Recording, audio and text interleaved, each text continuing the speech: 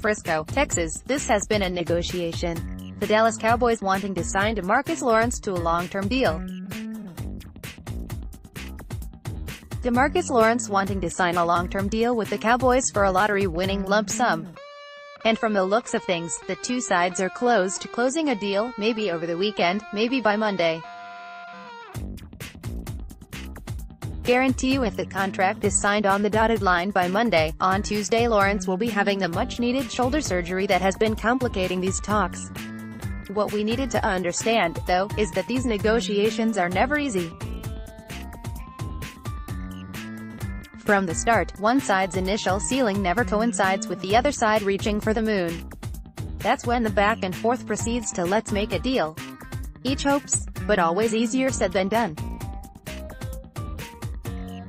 Having bought the team in 1989, the Joneses know all about these negotiations over the past 30 years, some quite contentious. There has been Emmitt Smith twice, Alexander Wright, Jesse Solomon, Michael Irvin, Darren Smith, Des Bryant, just to name a few that immediately come to mind.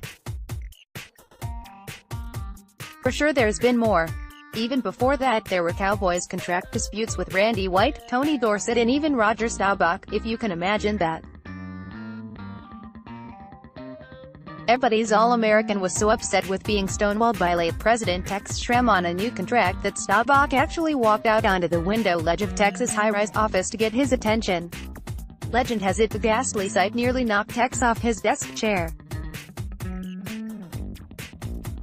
We all understand in a negotiation, both parties can really want to get it done. Cowboys owner Jerry Jones recently said at the NFL meetings, they've just got to go into the area where they have some disagreements. Usually it's about the amount of money or the time you're talking about, issues like that. And so you can have times you feel real good, you feel like you're making progress. You can have times you don't feel as good. This isn't in any way unique to DeMarcus. This has gone on as far back for me as notably Emmitt Smith.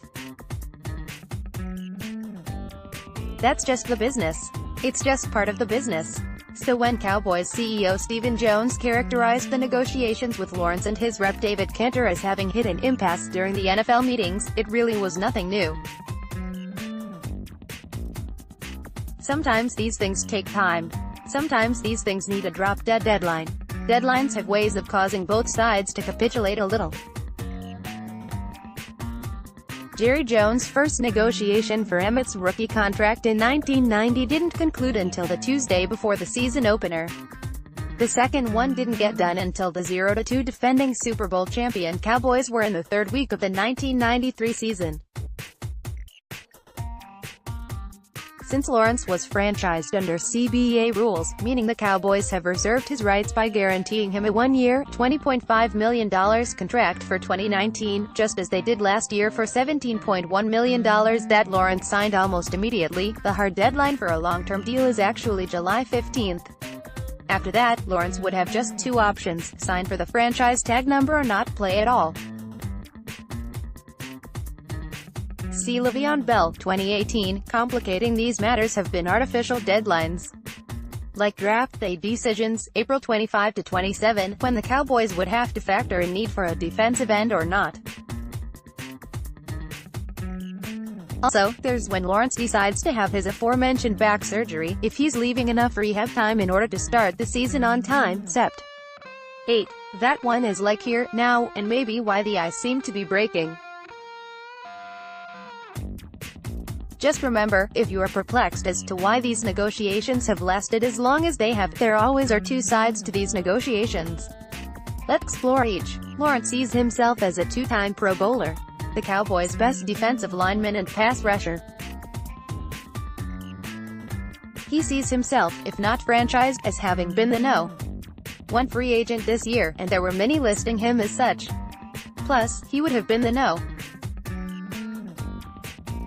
1 pass rusher available in free agency this year if not franchised, what with his 25 sacks over the past 2 seasons.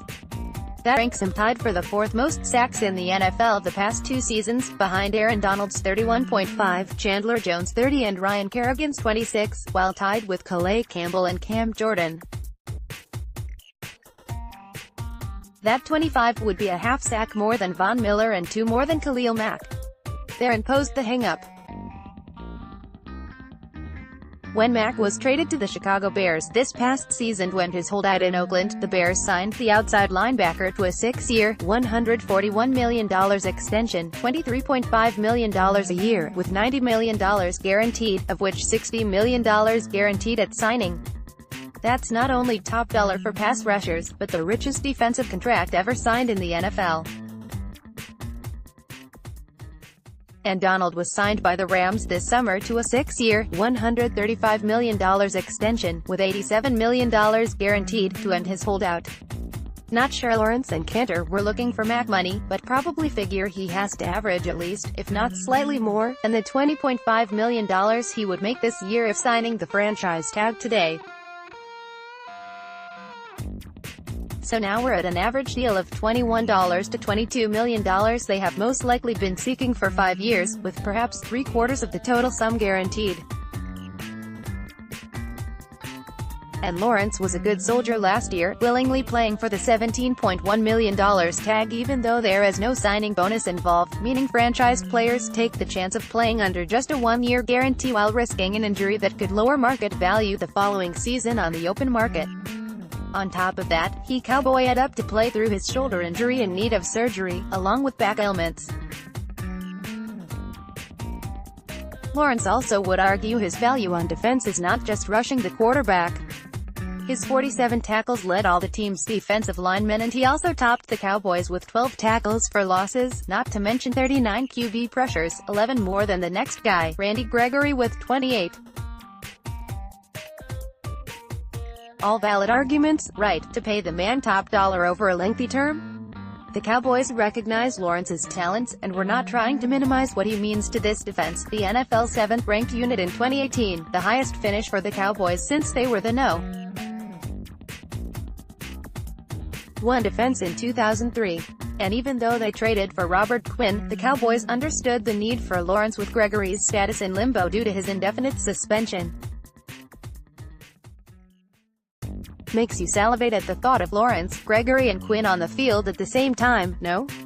But unlike Lawrence and Cantor, the Cowboys must manage a salary cap. They are on a budget, and not for just 2019, but years to come, and knowing eventually sometime soon they will have to dole out big contracts to the likes of Amari Cooper, Dak Prescott, Ezekiel Elliott and possibly Byron Jones, and make decisions on guys like Maliek Collins and Anthony Brown next year.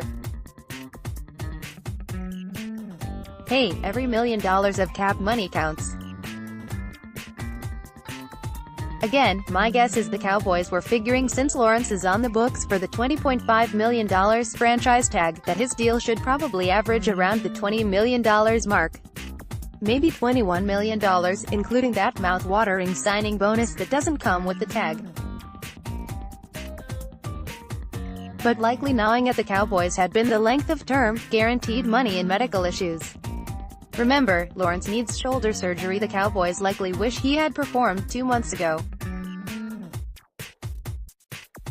You only had to listen to Jerry Jones from the NFL meetings to figure that out. We're all aware, as it turns out, this is a contract to play football in the first year is a big one, of any contract, Jones said, referring to the signing bonus issued. And so, at the kinds of dollars we're talking about, it's just a given that you'd get the full year, top physical condition, that's what you're getting. If you don't get that, then that depreciates what you're doing. Works both ways. And therein might be the crux of what this negotiating hang-up has been. By Monday, the Cowboys are like 5 months from the date away from their season opener. The type of shoulder injury Lawrence has, the labrum suffering serious tears, will need 4 to 5 months of rehab after repair before he's ready to play. That had to be a sticking point. Seems quite logical then that Jones' point had been this: if we're paying top dollar, then we want potential 16-game availability in 2019, not wanting to wait 2 weeks or a month for their top dollar guy to play in 2019 because he waited so long to have the shoulder repaired. A further delayed surgery might also have impacted the franchise tag, too. Certainly, the Cowboys didn't want to guarantee that much cap money for, say, a 10-game season. Possibly their artificial deadline had arrived. Remember, tags can be pulled, which would make the franchise player a free agent. But then how much would another team have paid Lawrence if he'd been unable to play a full season? Then again, it only takes one team. Trading a franchise player also would have been a possibility. Kansas City just did that with franchised pass rusher Dee Ford. The Chiefs received a _2020 second-round pick. But he is healthy. How much would a shoulder still in need of surgery, then rehabbed, have depreciated draft pick compensation? Or Lawrence's financial compensation? Also, the medical issue might also have given the Cowboys pause on length of contract. Remember, over his 5-year career with the Cowboys, Lawrence has suffered through a surgically repaired fractured fifth metatarsal, 2 back surgeries and now the shoulder. But then he turns just 27 on April 28. Maybe they have been thinking more in terms of a shorter length, like 3 years instead of the 5 to 6 years those other guys received. A shorter term reduces the Cowboys' long-term liability but in turn would leave Lawrence young enough to earn a third contract. See there, all enough to have muffled those scream and to just pay the man. Here we are, the contractual tug-of-war, with a looming shoulder surgery having complicated negotiations, if they hadn't been already from the standpoint of amount and term, nearing a comprised conclusion. But when analyzing these negotiations logically, just can't dismiss these medical considerations when guaranteeing large sums of cap space from mucking up the discussions. Especially when considering a salary cap hanging over the Cowboys' heads, as it does over all the other 31 teams. This is serious stuff, not only for the present but for sure the future. The main thing I don't want to be is cavalier, Jones had said of these complicated negotiations. This is a significant thing for not only our franchise but in DeMarcus' life. And it is. And it would make anyone be very, very judicious working through the terms of this agreement. So the fact that we don't have something today is not really inordinate when you look at the things that are at stake here. But then as for tomorrow, literally 11 days later, with the two sides seemingly on the precipice of a deal. And finally, indeed, there seems to be a light at the end of the impasse, and in deference to Joni Mitchell, we've looked at these negotiations from both sides now, maybe giving us a better understanding of just why nearing to an agreed middle ground has taken so long.